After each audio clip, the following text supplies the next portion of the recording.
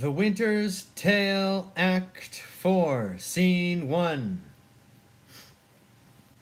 Enter time, the chorus, time.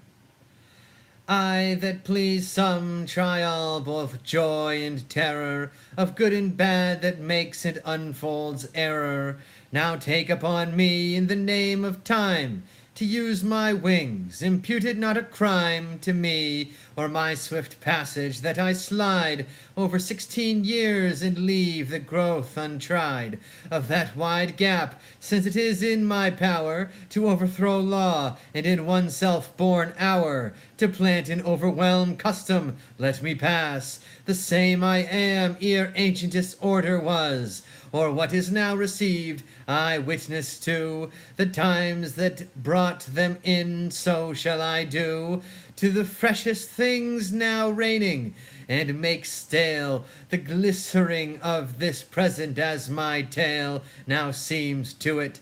Your patience this allowing, I turn my glass and give my scene such growing as you had slept between, Leontes leaving, the effects of his fond jealousies so grieving that he shuts up himself. Imagine me, gentle spectators, that I now may be in fair Bohemia, and remember well I mentioned a son of the king's, which Florizel I now name to you, and with speed so pace to speak of Perdita, now grown in grace, equal with wondering what of her ensues. I list not prophecy, but let time's news be known when 'tis brought forth, a shepherd's daughter, and what to her adheres, which follows after, is the argument of time. Of this allow, if ever you have spent time worse ere now, if never, yet that time himself doth say, he wishes earnestly you never may.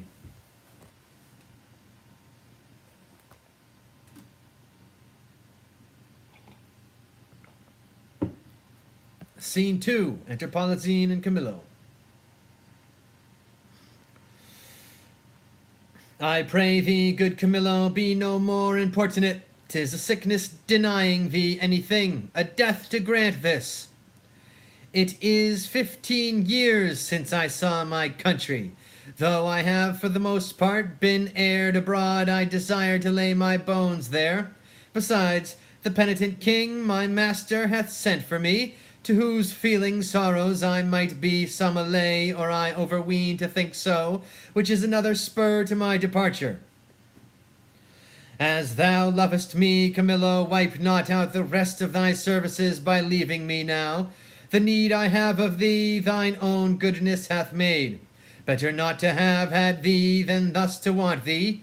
Thou, having made me businesses which none without thee can sufficiently manage, must either stay to execute them thyself, or take away with thee the very services thou hast done, which if I have not enough considered as too much I cannot. To be more thankful to thee shall be my study, and my profit therein the heaping of friendships. Of that fatal country, Sicilia, prithee speak no more, whose very naming punishes me with the remembrance of that penitent, as thou callest him, and a reconciled king, my brother, whose loss of his most precious queen and children are even now to be afresh lamented. Say to me, when sawest thou the Prince Florizel, my son? Kings are no less unhappy, their issue not being gracious, than they are in losing them when they have approved their virtues. Sir, it is 3 days since I saw the prince. What his happier affairs may be are to me unknown, but I have missingly noted he is of late much retired from court, and is less frequent to his princely exercises than formerly he hath appeared. I have considered so much, Camillo, and with some care so far that I have eyes under my service which look upon his removedness, from whom I have this intelligence, that he is seldom from the house of a most homely shepherd, a man, they say, that from very nothing, and beyond the imagination of his neighbours, is grown into an unspeakable estate. I have heard, sir, of such a man, who hath a daughter of most rare note. The report of her is extended more than can be thought to begin from such a cottage. That's likewise part of my intelligence, but I fear the angle that plucks our son thither. Thou shalt accompany us to the place, where we will, not appearing what we are, have some question with the shepherd, from whose simplicity I think it not uneasy to get the cause of my son's resort thither. Prithee, be my present partner in this business, and lay aside the thoughts of Cecilia. I willingly obey your command. My best Camillo, we must disguise ourselves.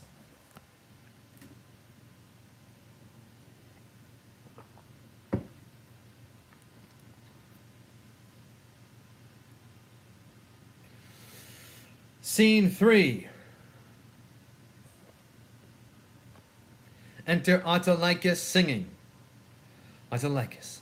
When daffodils begin to peer, with hey the doxy over the dale, why then comes in the sweet of year, for the red blood reigns in the winter's pale, the white sheet bleaching on the hedge, with hey the sweet birds, oh how they sing, doth set my pugging tooth in edge, for a quart of ale is a dish for a king, the lark that tira-lira chaunts, with hay, the thrush and the jay, are summer songs for me and my aunts, while we lie tumbling in the hay. I have served Prince Florizel in my time, wore 3 pile, but now I am out of service. But shall I go mourn for that, my dear? The pale moon shines by night, and when I wander here and there, I then do most go right. If tinkers may have leave to live, and bear the sow-skin budget, then my account I well may give, and in the stocks avouch it. My traffic is sheets. When the kite builds, look to lesser linen. My father named me Autolycus, who, being as I am littered under Mercury, was likewise a snapper up of unconsidered trifles. With dye and drab I purchased this caparison, and my revenue is the silly cheat. Gallows and knock are too powerful on the highway. Beating and hanging are terrors to me. For the life to come I sleep out at the thought of it. A prize, a prize! Let me see, every 11 weather tods, every tod yields pound an odd shilling, 1,500 shorn, what comes the wool to? If the springe hold, the cock's mine. I cannot do it without compters. Let me see, what am I to buy for our sheep-shearing feast? 3 pound of sugar, 5 pound of currants, rice. What will this sister of mine do with rice? But my father hath made her mistress of the feast, and she lays on it. She hath made me 24 nosegays for the shearers, 3-man songmen all, and very good ones, but they are most of them means and bases. But one Puritan amongst them, and he sings psalms to hornpipes. I must have saffron to colour the warden pies, mace, dates, none, that's out of my note, nutmeg 7, a race or 2 of ginger, but that I may beg, 4 pounds of pruins, and as many of raisins of the sun. Oh, that ever I was born! In the name of me, oh help, help me! Pluck but off these rags, and then death, death! Alack, poor soul, thou hast need of more rags to lay on thee, rather than have these off. Oh, sir, the loathsomeness of them offend me more than the stripes I have received, which are mighty ones and millions. Alas, poor man, a million of beating may come to a great matter. I am robbed, sir, and beaten, my money and apparel taken from me, and these detestable things put upon me. What, by a horseman or a footman? A footman, sweet sir, a footman. Indeed, he should be a footman by the garments he has left with thee. If this be a horseman's coat, it hath seen very hot service. Lend me thy hand, I'll help thee. come, lend me thy hand. O good sir, tenderly, oh, alas, poor soul. O good sir, softly, good sir, I fear, sir, my shoulder blade is out. How now, canst stand? Softly, dear sir, picking his pocket. Good sir, softly, you have done me a charitable office. Dost lack any money? I have a little money for thee. No, good sweet sir, no, I beseech you, sir, I have a kinsman not past 3/4 of a mile hence, unto whom I was going. I shall there have money, or anything I want. Offer me no money, I pray you, that kills my heart. What manner of fellow was he that robbed you? A fellow, sir, that I have known to go about with trolled my dames. I knew him once a servant of the prince. I cannot tell, good sir, for which of his virtues it was, but he was certainly whipped out of the court. His vices, you would say, there's no virtue whipped out of the court. They cherish it to make it stay there, and yet it will no more but abide. Vices, I would say, sir, I know this man well. He hath been since an ape-bearer, then a process-server, a bailiff, then he compassed a morion of the prodigal son, and married a tinker's wife within a mile where my land and living lies. And having flown over many knavish professions, he settled only in rogue. Some call him Autolycus. Out upon him, prig, for my life, prig! He haunts wakes, frères, and bear baitings. Very true, sir, he. That's the rogue that put me into this apparel. Not a more cowardly rogue in all Bohemia. If you had but looked big and spit at him, he'll have run. I confess to you, sir, I am no fighter. I am false of heart that way, and that he knew, I warrant him. How do you now? Sweet sir, much better than I was. I can stand and walk.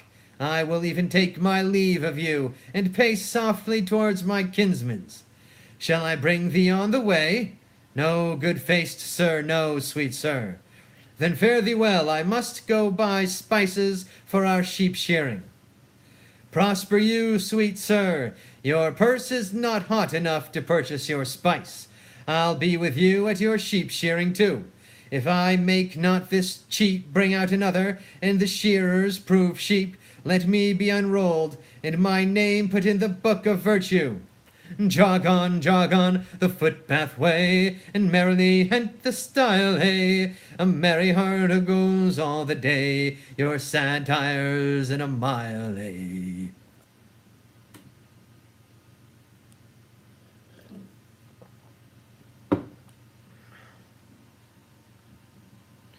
Scene 4. Enter Florizel, Perdita, Florizel.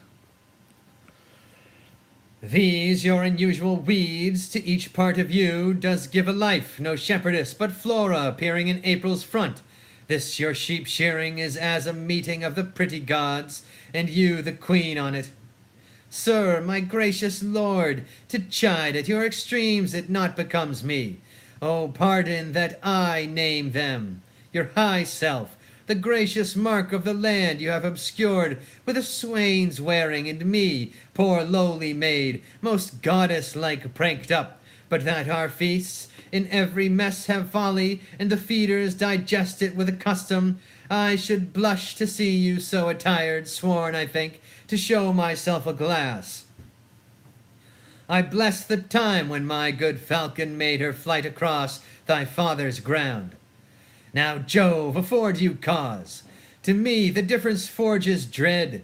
Your greatness hath not been used to fear.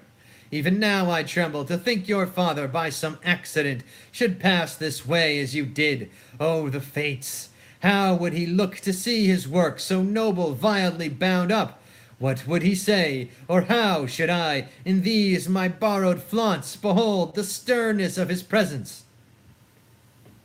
Apprehend nothing but jollity. The gods themselves, humbling their deities to love, have taken the shapes of beasts upon them. Jupiter became a bull and bellowed, the green Neptune a ram and bleated. and the fire-robbed god, golden Apollo, a poor humble swain, as I seem now.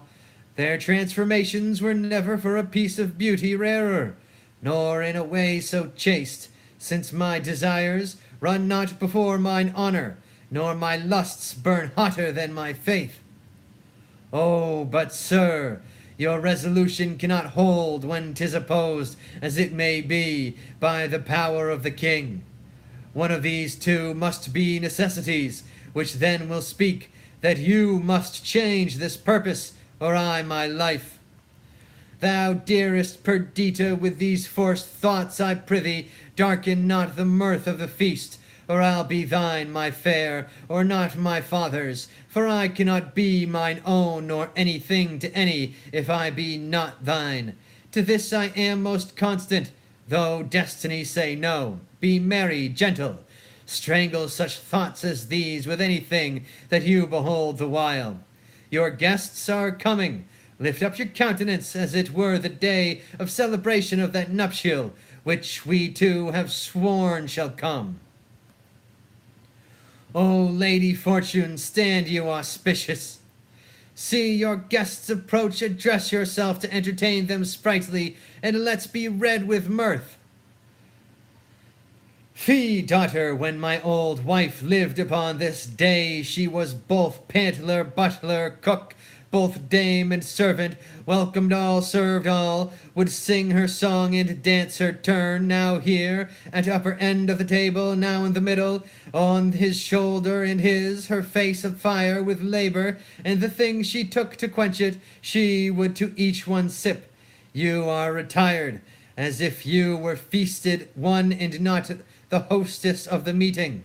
Pray you bid these unknown friends to us welcome, for it is a way to make us better friends, more known. Come, quench your blushes, and present yourself, that which you are, mistress of the feast.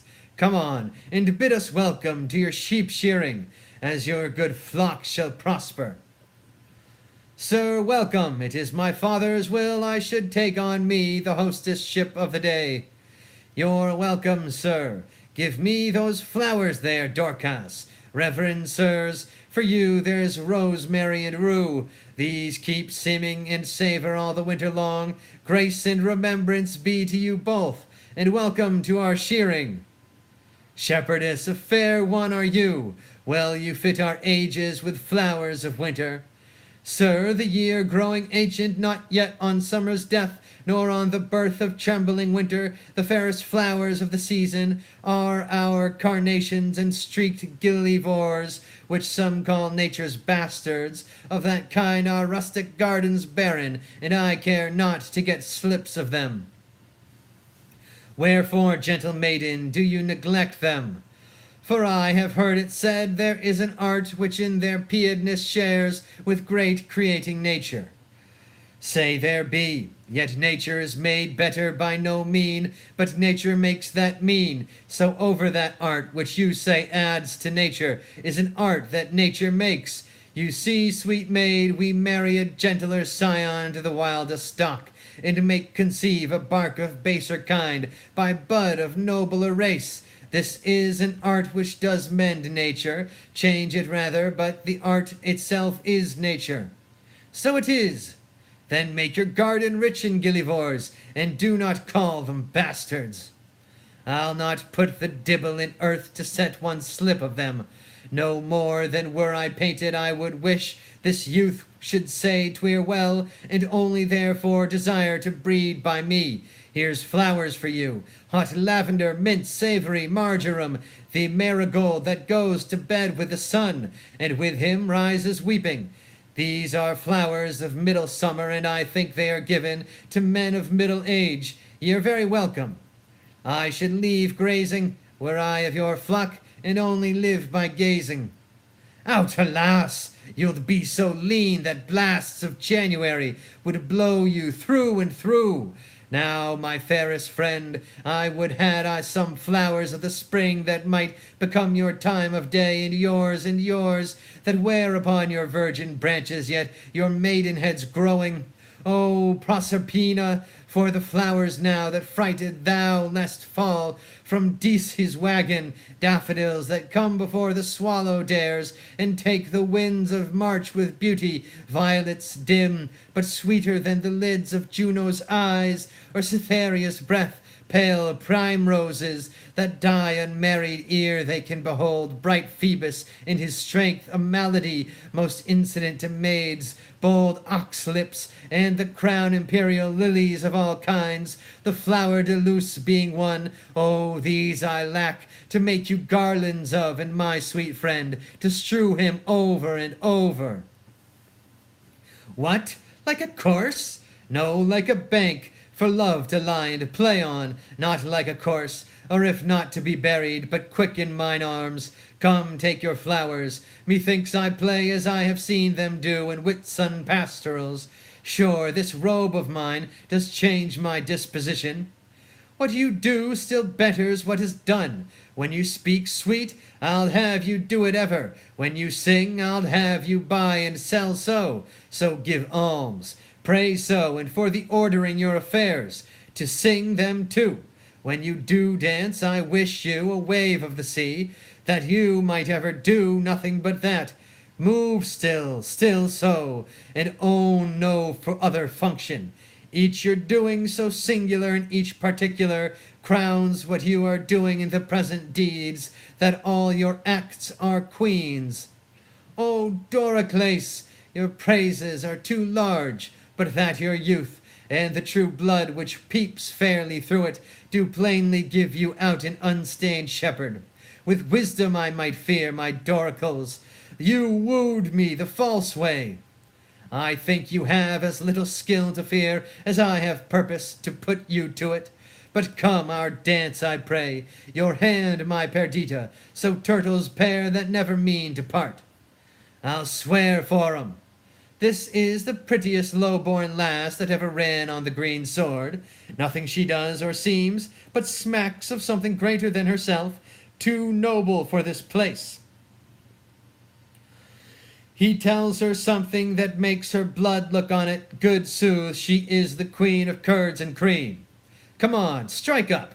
Mopsa must be your mistress, Mary Garlic, to mend her kissing with. Now, in good time. Not a word we stand upon our manners. Come, strike up. Pray, good shepherd, what fair swain is this which dances with your daughter? They call him Doricles, and boasts himself to have a worthy feeding, but I have it upon his own report, and I believe it. He looks like a sooth. He says he loves my daughter. I think so too. For never gaze the moon upon the water as he'll stand in reed as 'twere my daughter's eyes. And to be plain, I think there is not half a kiss to choose who loves another best.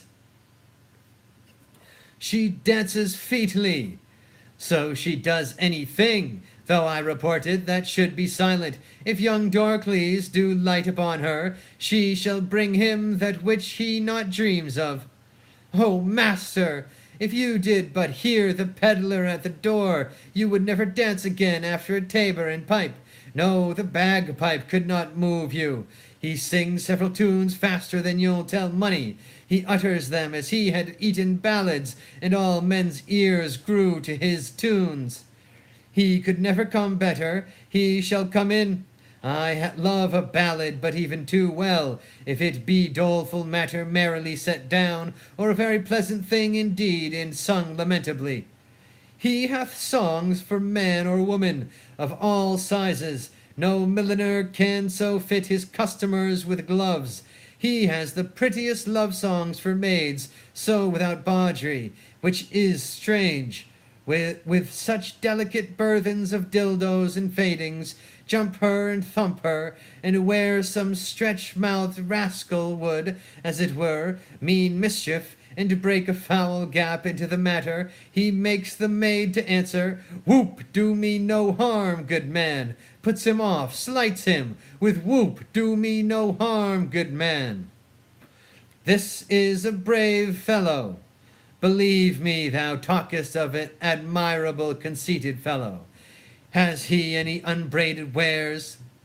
He hath ribbons of all the colors in the rainbow, points more than all the lawyers in Bohemia can learnedly handle, though they come to him by the gross, inkles, caddises, cambrics, lawns. Why, he sings 'em over as they were gods or goddesses. You would think a smock were a she-angel. He so chaunts to the sleeve hand, and the work about the square on it. Prithee, bring him in, and let him approach singing. Forewarn him that he use no scurrilous words in his tunes. You have of these peddlers that have more in them than you'll think, sister. Good brother, or go about to think. Lawn as white as driven snow, cypress black as ever was crow, gloves as sweet as damask roses, masks for faces and for noses, bugle, bracelet, necklace, amber, perfume for a lady's chamber, golden coifs and stomachers for my lads to give their dears. Pins and poking sticks of steel, what maids lack from head to heel. Come buy of me, come buy, buy lads, or else your lasses cry, come buy. If I were not in love with Mopsa, thou shouldst take no money of me, but being enthralled as I am, it will also be the bondage of certain ribbons and gloves. I was promised them against the feast, but they come not too late now. He hath promised you more than that, or there be liars. He hath paid you all he promised you. Maybe he has paid you more, which will shame you to give him again. Is there no manners left among maids? Will they wear their plackets where they should bear their faces? Is there not milking time, when you are going to bed, or kill-hole, to whistle off these secrets? But you must be tittle-tattling before all the guests. 'Tis well they are whispering. Clamour your tongues, and not a word more. I have done. Come, you promised me a tawdry lace, and a pair of sweet gloves. Have I not told thee how I was cozened by the way, and lost all my money? And indeed, sir, there are cozeners abroad, therefore it behooves men to be wary. Fear not thou, man, thou shalt lose nothing here. I hope so, sir, for I have about me many parcels of charge. Who hast here ballads? Pray now, buy some. I love a ballad in print, a life, for then we are sure they are true. Here's one to a very doleful tune, how a usurer's wife was brought to bed of 20 money bags at a burthen, and how she longed to eat adders' heads and toads carponatoed. Is it true, think you? Very true, but a month old. Bless me, from marrying a usurer. Here's the midwife's name to it, one Mistress Tail Porter, and 5 or 6 honest wives that were present. Why should I carry lies abroad? Pray you now buy it. Come on, lay it by, and let's first see more ballads. We'll buy the other things anon. Here's another ballad of a fish that appeared upon the coast on Wednesday the fourscore of April, 40,000 fathom above water, and sung this ballad against the hard hearts of maids. It was thought she was a woman, and was turned into a cold fish, for she would not exchange flesh with one that loved her. The ballad is very pitiful and as true. Is it true too, think you? 5 justices' hands at it, and witnesses more than my pack will hold. Lay it by to another. This is a merry ballad, but a very pretty one. Let's have some merry ones. Why, this is a passing merry one, and it goes to the tune of 2 maids wooing a man. There's scarce a maid westward, but she sings it. 'Tis in request, I can tell you. We can both sing it. If thou'lt bear a part, thou shalt hear. 'Tis in 3 parts. We had the tune on it a month ago. I can bear my part, you must know 'tis my occupation. Have at it with you. Get you hence, for I must go, where it fits not you to know. Whither? Oh, whither? Whither? It becomes thy oath full well, thou to me thy secrets tell. Me too, let me go thither. Or thou goest to the grange or mill, if to either thou dost ill. Neither. What, neither? Neither.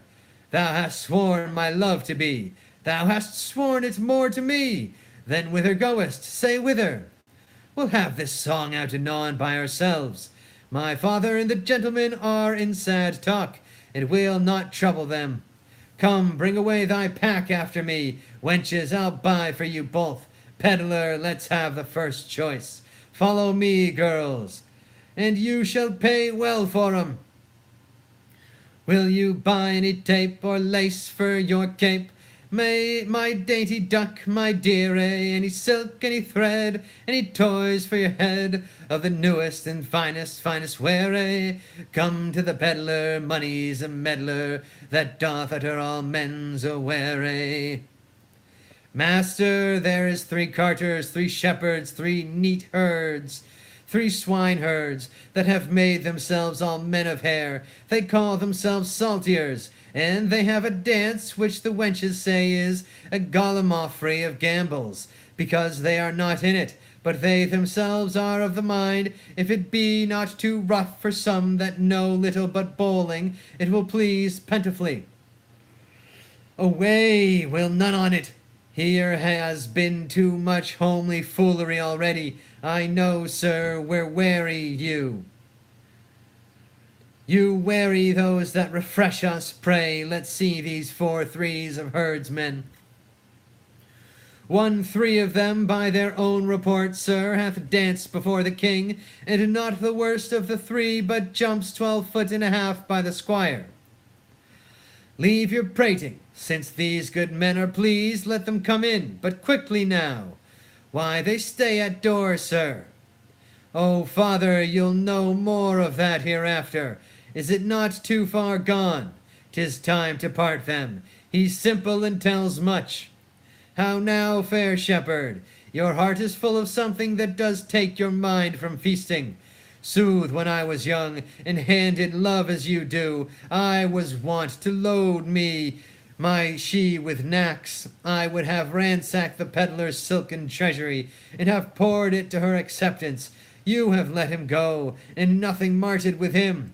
If your lass interpretation should abuse, and call this your lack of love or bounty, you were straitened for a reply, at least if you make a care of happy holding her. Old sir, I know, she prizes not such trifles as these are. The gifts she looks from me are packed and locked up in my heart, which I have given already, but not delivered. Oh, hear me breathe my life before this ancient sir, whom it should seem hath sometime loved. I take thy hand, this hand, as soft as a dove's down, and as white as it, or Ethiopian's tooth, or the fanned snow that's bolted by the northern blasts twice over. What follows this? How prettily the young swain seems to wash the hand was fair before. I have put you out, but to your protestation let me hear what you profess.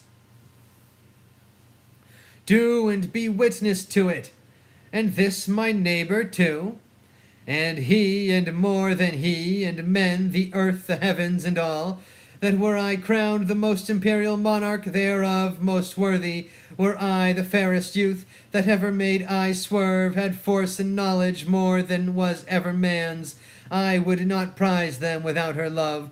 For her employ them all, commend them and condemn them to her service, or to their own perdition. Fairly offered, this shows a sound affection. But my daughter, say you the like to him? I cannot speak so well, nothing so well, no, nor mean better. By the pattern of mine own thoughts I cut out the purity of his. Take hands and bargain, and friends unknown, you shall bear witness to it. I give my daughter to him, and will make her portion equal his. Oh, that must be in the virtue of your daughter. One being dead, I shall have more than you can dream of yet. Enough then for your wonder, but come on, contract us for these witnesses. Come, your hand, and daughter yours. Soft, swain, a while, beseech you. Have you a father? I have, but what of him? Knows he of this? He neither does nor shall. Methinks a father is at the nuptial of his son a guest, that best becomes the table. Pray you once more, is not your father grown incapable of reasonable affairs? Is he not stupid with age and altering rooms? Can he speak, hear, no man from him? Dispute his own estate? Lies he not bedrid, and again does nothing but what he did, being childish? No, good sir, he has his health, and ampler strength indeed than most have of his age. By my white beard, you offer him, if this be so, a wrong something unfilial. Reason my son should choose himself a wife, but as good reason the father all whose joy is nothing else but fair posterity should hold some counsel in such a business. I yield all this, but for some other reasons, my grave sir, which 'tis not fit you know, I not acquaint my father of this business. Let him know it. He shall not. Prithee, let him. No, he must not. Let him, my son. He shall not need to grieve at knowing of thy choice. Come, come, he must not. Mark our contract. Mark your divorce, young sir, whom son I dare not call. Thou art too base to be acknowledged, thou a sceptre's heir that thus affects a sheep-hook. Thou old traitor, I am sorry that by hanging thee I can but shorten thy life 1 week. And thou, fresh piece of excellent witchcraft, whom of force must know the royal fool thou copest with. O my heart! I have thy beauty scratched with briars and made more homely than thy estate. For thee, fond boy, if I may ever know thou dost but sigh, that thou no more shalt see this knack as never I mean thou shalt, will bar thee from succession, not hold thee of our blood, no, not our kin, far than Deucalion off. Mark thou my words, follow us to the court, thou churl, for this time, though full of our displeasure, yet we free thee from the dead blow of it. And you, enchantment, worthy enough a herdsman ye, him too, that makes himself but for our honour therein, unworthy thee, if ever, henceforth thou these rural latches to his entrance open, or hoop his body more with thy embraces, I will devise a death as cruel for thee as thou art tender to it. Even here undone, I was not much afeard, for once or twice I was about to speak and tell him plainly the self-same sun that shines upon his court hides not his visage from our cottage, but looks on alike. Will it please you, sir, be gone? I told you what would come of this. Beseech you of your own state, take care. This dream of mine being now awake, I'll queen it no inch farther, but milk my ewes and weep. Why, how now, father? Speak ere thou diest. I cannot speak, nor think, nor dare to know that which I know.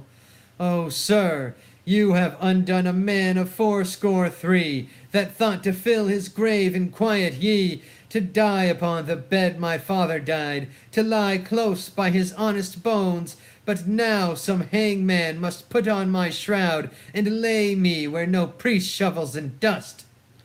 O cursed wretch, that knewest this was the prince, and wouldst adventure to mingle faith with him! Undone, undone! If I might die within this hour, I have lived to die when I desire. Why look you so upon me? I am but sorry, not afeard, delayed, but nothing altered. What I was, I am, more straining on for plucking back, not following my leash unwillingly. Gracious my lord, you know your father's temper. At this time he will allow no speech which I do guess you do not purpose to him, and as hardly will he endure your sight as yet, I fear. Then till the fury of his highness settle, come not before him. I not purpose it, I think Camillo, even he, my lord. How often have I told you 'twould be thus? How often said my dignity would last but 'twill known? It cannot fail but by the violation of my faith, and then let nature crush the sides of the earth together, and mar the seeds within. Lift up thy looks. From my succession wipe me, father. I am heir to my affection. Be advised, I am, and by my fancy, if my reason will thereto be obedient, I have reason. If not, my senses, better pleased with madness, do bid it welcome. This is desperate, sir. So call it, but it does fulfill my vow. I needs must think it honesty, Camillo, not for Bohemia, nor the pomp that may be threat gleaned, for all the sun sees, or the close earth wombs, or the profound seas hides, in unknown phantoms will I break my oath to this my fair beloved. Therefore I pray you, as you have ever been my father's honored friend, when he shall miss me, as in faith I mean not to see him any more, cast your good counsels upon his passion. Let myself and fortune tug for the time to come. This you may know, and so deliver. I am put to sea, with her to who here I cannot hold on shore. And most opportune to her need I have a vessel rides fast by, but not prepared for this design. What course I mean to hold shall nothing benefit your knowledge, nor concern me the reporting. O my lord, I would your spirit were easier for advice, or stronger for your need. Hark, Perdita, I'll hear you by and by. He's irremovable, resolved for flight. Now were I happy if his going I could frame to serve my turn. Save him from danger, do him love and honor, purchase the sight again of dear Sicilia, in that unhappy king my master, whom I so much thirst to see. Now, good Camillo, I am so fraught with curious business that I leave out ceremony. Sir, I think you have heard of my poor services, in the love that I have borne your father. Very nobly have you deserved. It is my father's music to speak your deeds, not little of his care to have them recompensed as thought on. Well, my lord, if you may please to think I love the king, and through him what's nearest to him, which is your gracious self, embrace but my direction, if your more ponderous and settled project may suffer alteration. On mine honor I'll point you where you shall have such receiving as shall become your highness, where you may enjoy your mistress, from the whom I see there's no disjunction to be made, but by as heavens forfend your ruin, marry her, and with my best endeavors in your absence your discontenting father strive to qualify and to bring him up to liking.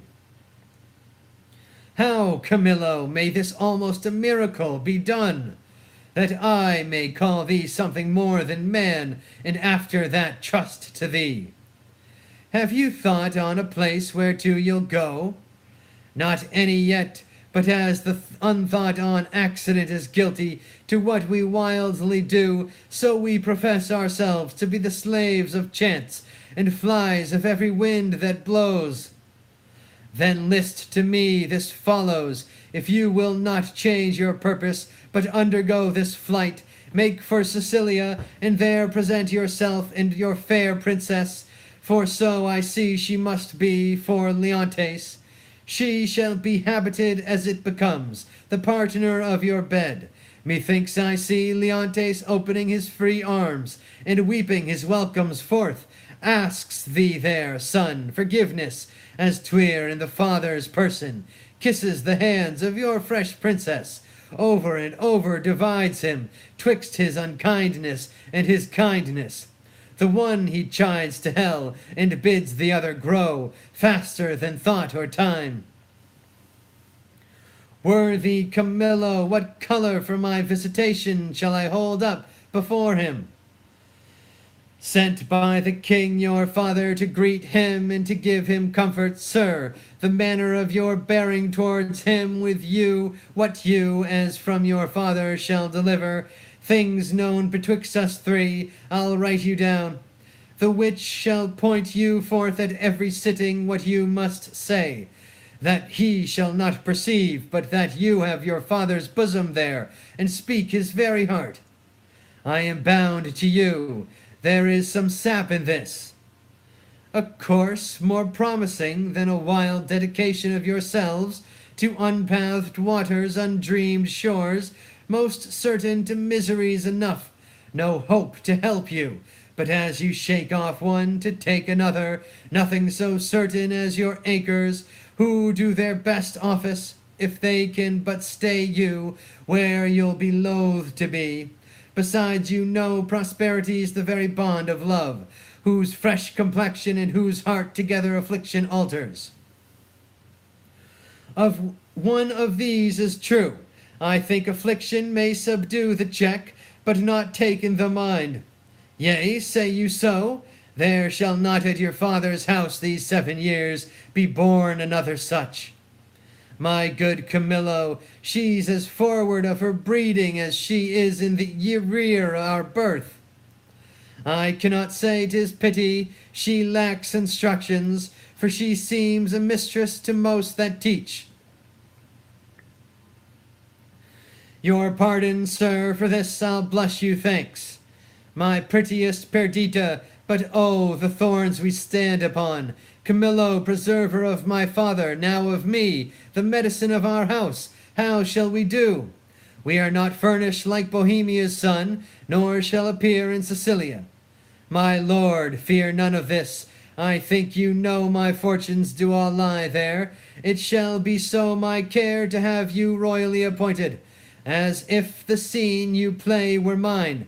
For instance, sir, that you may know you shall not want one word. Ha ha! What a fool honesty is! And trust, his sworn brother, a very simple gentleman.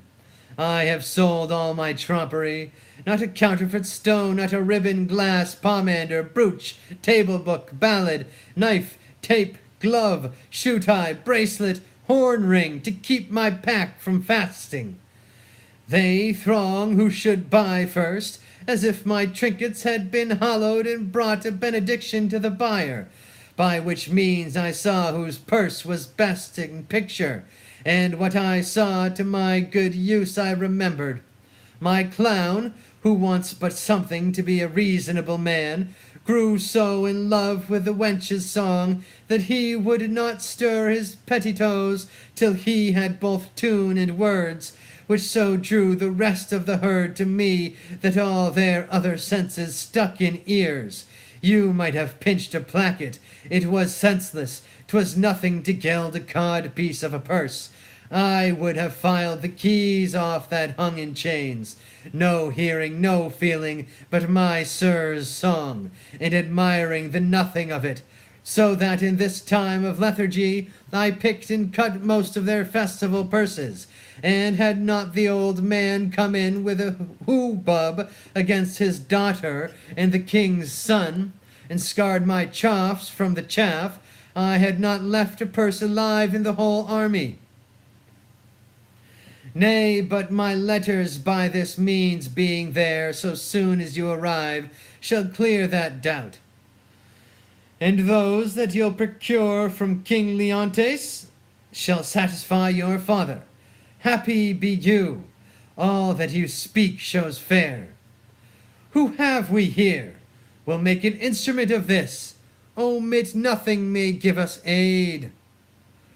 If they have overheard me now, why hanging? How now, good fellow, why shakest thou so? Fear not, man, here's no harm intended to thee. I am a poor fellow, sir. Why, be so still, here's nobody will steal that from thee. Yet for the outside of thy poverty we must make an exchange. Therefore discase thee instantly. Thou must think there's a necessity in it, and change garments with this gentleman. Though the pennyworth on his side be the worst, yet hold thee there's some boot. I am a poor fellow, sir, I know ye well enough. Nay, prithee, dispatch, the gentleman is half fleed already. Are you in earnest, sir? I smell the trick on it. Dispatch, I prithee. Indeed, I haven't had earnest, but I cannot with conscience take it. Unbuckle, unbuckle. Fortunate mistress, let my prophecy come home to ye. You must retire yourself into some covert. Take your sweetheart's hat and pluck it over your brows, muffle your face, dismantle you as you can, disliken the truth of your own seeming, that you may, for I do fear your eyes over, to shipboard get undiscreed. I see the play so lies that I must bear a part. No remedy have you done there. Should I now meet my father, he would not call me son. Nay, you shall have no hat. Come, lady, come. Farewell, my friend. Adieu, sir. Oh, Perdita, what have we twain forgot? Pray you a word. What I do next shall be to tell the king of this escape, and whither they are bound. Wherein my hope is I shall so prevail to force him after, in whose company I shall review Sicilia, for whose sight I have a woman's longing. Fortune, speed us! Thus we set on, Camillo, to the seaside. The swifter speed, the better. I understand the business, I hear it. To have an open ear, a quick eye, and a nimble hand is necessary for a cutpurse. A good nose is requisite also, to smell out work for the other senses. I see this is the time that the unjust man doth thrive. What an exchange had this been without boot! What a boot is here with this exchange! Sure, the gods do this year connive at us, and we may do anything extempore. The prince himself is about a piece of iniquity, stealing away from his father with his clog at his heels. If I thought it were a piece of honesty to acquaint the king withal, I would not do it. I hold it the more knavery to conceal it, and therein am I constant to my profession. Aside, aside, here is more matter for a hot brain. Every lane's end, every shop, church, session, hanging yields a careful man work. See, what a man you are now! There is no other way but to tell the king she's a changeling, and none of your flesh and blood. Nay, but hear me! Nay, but hear me! Go to, then! She being none of your flesh and blood has not offended the king, and so your flesh and blood is not to be punished by him. Show those things you found about her, those secret things, all but what she has with her. This being done, let the law go whistle, I warrant you. I will tell the king all, every word ye, and his son's pranks too, who I may say is no honest man, neither to his father nor to me, to go about to make me the king's brother-in-law. Indeed, brother-in-law was the farthest off you could have been to him, and then your blood had been the dearer by I know how much an ounce. Very wisely, puppies. Well, let us to the king. There is that in this farthel will make him scratch his beard. I know not what impediment this compliment may be to the flight of my master. Pray heartily he be at palace. Though I am not naturally honest, I am so sometimes by chance. Let me pocket up my peddler's excrement. How now, rustics, whither are you bound? To the palace, and it like your worship. Your affairs there? What? With whom? The condition of that farthel? The place of your dwelling? Your names? Your ages? Of what having? Breeding? And anything that is fitting to be known, discover. We are but plain fellows, sir. A lie! You are rough and hairy. Let me have no lying. It becomes none but tradesmen, and they often give us soldiers that lie. But we pray them for it with stamped coin, not stabbing steel, therefore they do not give us the lie. Your worship had like to have given us one, if you had not taken yourself with the manner. Are you a courtier, and it like you, sir? Whether it like me or no, I am a courtier. Seest thou not the air of the court in these enfoldings? Hath not my gait in it the measure of the court? Receives not thy nose court odour from me? Reflect I not on thy baseness court contempt?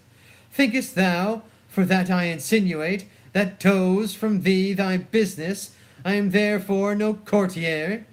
I am courtier cape cape, and one that will either push on or pluck back thy business there, whereupon I command thee to open thy affair.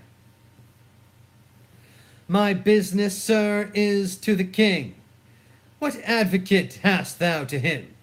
I know not, and it like you. Advocate's the court word for a pheasant. Say you have none. None, sir, I have no pheasant cock nor hen. How blessed are we that are not simple men, yet nature might have made me as these are, therefore I will not disdain. This cannot be but a great courtier. His garments are rich, but he wears them not handsomely. He seems to be the more noble in being fantastical, a great man I'll warrant, I know by the picking on his teeth. The farthel there? What's in the farthel? Wherefore that box? Sir, there lies such secrets in this farthel and box, which none must know but the king, and which he shall know within this hour, if I may come to the speech of him. Age, thou hast lost thy labour. Why, sir? The king is not at the palace. He is gone aboard a new ship to purge melancholy and air himself. For if thou best case capable of things serious, thou must know the king is full of grief. So 'tis said, sir, about his son, that should have married a shepherd's daughter. If that shepherd be not in hand fast, let him fly. The curses he shall have, and the tortures he shall feel, will break the back of man, the heart of monster. Think you so, sir? Not he alone shall suffer what wit can make heavy and vengeance bitter, but those that are germane to him, though removed 50 times, shall all come under the hangman, which though it be great pity, yet it is necessary, an old sheep-whistling rogue, a ram-tender to offer to have his daughter come into grace. Some say he shall be stoned, but that death is too soft for him, say I.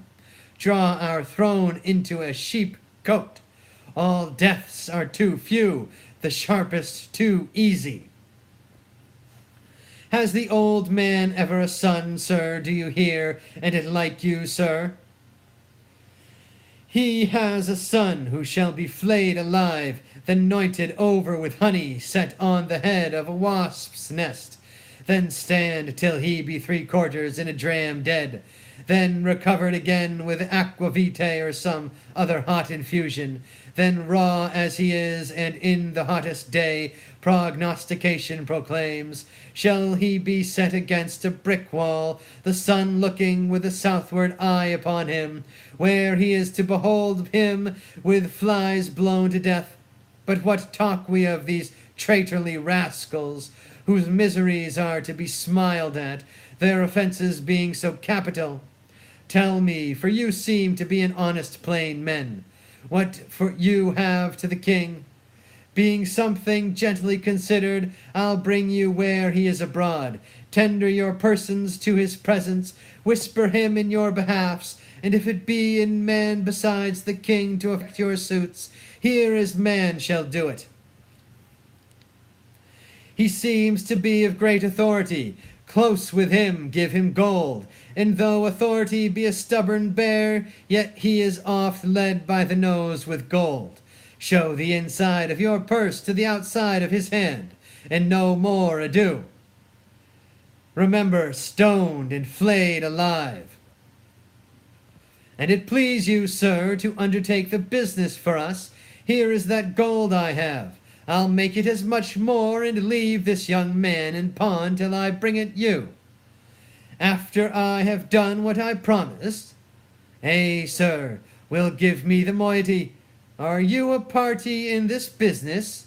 In some sort, sir, but though my case be a pitiful one, I hope I shall not be flayed out of it. Oh, that's the case of the shepherd's son. Hang him, he'll be made an example. Comfort, good comfort! We must to the king, and show our strange sights. He must know 'tis none of your daughter, nor my sister. We are gone else. Sir, I will give you as much as this old man does when the business is performed, and remain, as he says, your pawn till it be brought you. I will trust you. Walk before toward the seaside. Go on the right hand. I will but look upon the hedge and follow you. We are blessed in this man, as I may say, even blessed. Let's before as he bids us. He was provided to do us good. If I had a mind to be honest, I see fortune would not suffer me. She drops booties in my mouth. I am courted now with a double occasion, gold, and a means to do the prince my master good, which who knows how that may turn back to my advancement. I will bring these two moles, these blind ones, aboard him, if he think it fit to shore them again, and that the complaint they have to the king concerns him nothing. Let him call me rogue for being so far officious, for I am proof against that title, and what shame else belongs to it. To him will I present them. There may be matter in it. End of Act 4 of The Winter's Tale. Amen. Praise be to God. Jesus Christ. Jah Rastafari the Most High. Bless William Shakespeare.